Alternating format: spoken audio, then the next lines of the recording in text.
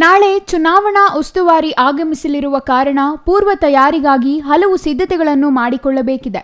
ಇದರ ಜವಾಬ್ದಾರಿ ಸಿ ಮುನಿರಾಜುರವರಿಗೆ ನೀಡಲಾಗಿದೆ ಎಂದು ಬಿಜೆಪಿ ಅಭ್ಯರ್ಥಿ ಕೆ ಸುಧಾಕರ್ ತಿಳಿಸಿದರು.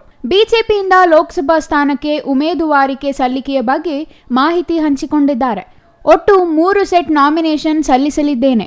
ನಮ್ಮ ನಾಮಬಲದ ಪ್ರಕಾರವಾಗಿ ಪುರೋಹಿತರ ಮಾರ್ಗದರ್ಶನದಂತೆ ಮೊದಲನೇ ನಾಮಪತ್ರ 1ನೇ ತಾರೀಕು 12:20ಕ್ಕೆ ಸಲ್ಲಿಸಲಿದ್ದು 3ನೇ ತಾರೀಕು 2ನೇ ಸೆಟ್ ಸಲ್ಲಿಸಲಿದ್ದೇನೆ. ಅಧಿಕೃತವಾಗಿ 4ನೇ ತಾರೀಕು ರಾಜ್ಯ ನಾಯಕ ಆರ್ ಅಶೋಕ್, ಬಿಎಸ್ ಯಡಿಯೂರಪ್ಪರವರ ಸಮ್ಮುಖದಲ್ಲಿ ಸಾವಿರಾರು ಕಾರ್ಯಕರ್ತರ ಮುಖಾಂತರ ನಾಮಪತ್ರ ಸಲ್ಲಿಸಲಾಗುವುದು ಎಂದು ತಿಳಿಸಿದರು.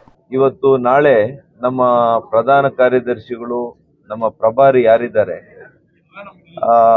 ರಾಧಾ ಮೋಹನ್ ಅಗರ್ವಾಲ್ ಜಿ ಅವರು ನಾಳೆ ಬಾಗೇಪಲ್ಲಿಗೆ 1 ಗಂಟೆಗೆ ಬರ್ತಾ ಇದ್ದಾರೆ.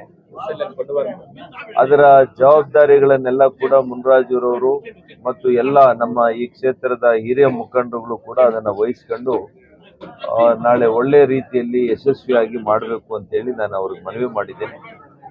ಮತ್ತು ಬಾಗೇಪಲ್ಲಿಯಲ್ಲಿ ಕೇವಲ 3,000 ಮತಗಳಿದ್ದಂಥದ್ದು ಬಿಜೆಪಿಯಲ್ಲಿ. ಅಂಥದ್ದು ಮುನಿರಾಜುರವರು ಬಂದ ಮೇಲೆ ಸೋಲಾಗಿದೆ. ಆದರೆ 63-64 ಸಾವಿರ ಮತಗಳನ್ನು ತೆಗೆದುಕೊಂಡಿದ್ದಾರೆ. ಹಾಗಾಗಿ ಅವರು ಕೂಡ ಇವತ್ತು ಸಕ್ರಿಯವಾಗಿ ಇನ್ಮೇಲೆ ಚುನಾವಣಾ ಪ್ರಚಾರದಲ್ಲಿ, ಚುನಾವಣೆ ಎಲ್ಲ ಚಟುವಟಿಕೆಗಳಲ್ಲೂ ಭಾಗಿಯಾಗ್ತಾರೆ.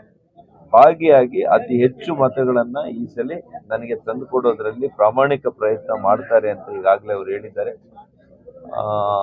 ನಾನು ಕೂಡ ಅವರಿಗೆ ಹಿಂದೆಯೂ ಕೂಡ ನಾನು ಬಹಳಷ್ಟು ಸಹಕಾರ ಕೊಟ್ಟಿದ್ದೀನಿ.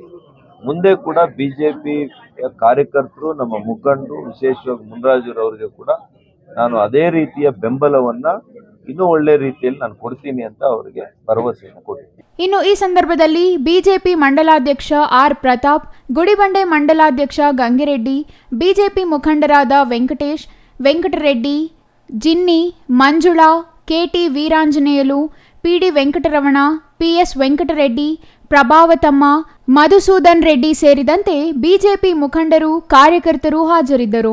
Subbu, CTV news, Bagepalli.